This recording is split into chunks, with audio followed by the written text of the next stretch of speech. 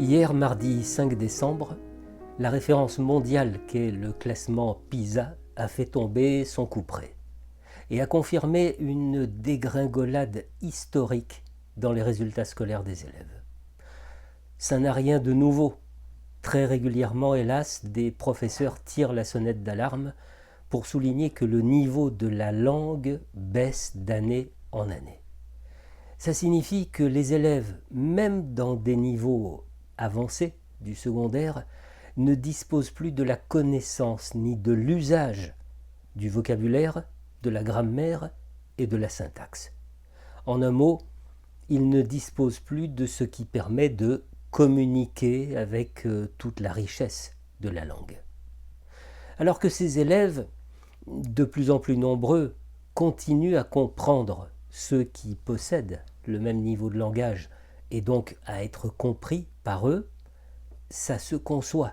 On fait avec ce dont on dispose, n'est-ce pas? Les mamans comprennent bien le langage primaire de leur bébé, alors que celui-ci est réduit à des cris, à des appels qu'elles savent interpréter comme j'ai faim, j'ai mal, je suis inconfortable, etc., etc.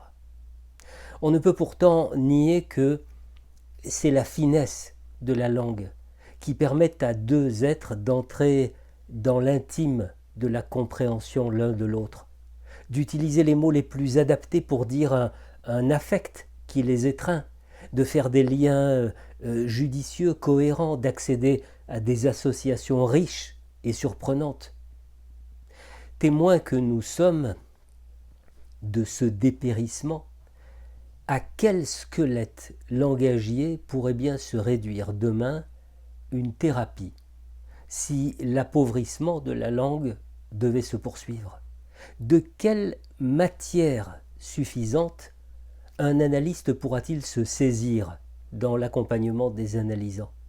Matière de premier niveau déjà, c'est-à-dire ce que j'entends au premier degré. Et ensuite, matière de l'interdit, c'est-à-dire de ce qui est dit sans que cela soit forcément prononcé, ce qui est glissé entre les mots, ce qui existe dans les coulisses de la parole.